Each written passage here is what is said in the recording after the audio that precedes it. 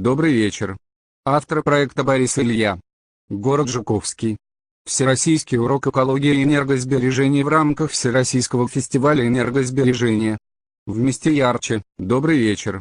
На связи Борис. Я вещаю из города Жуковский.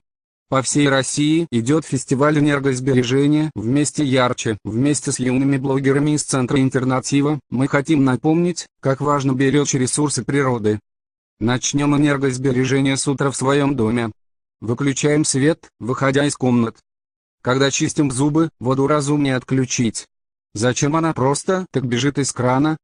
С вами были Илья Блинов и Харапов Борис.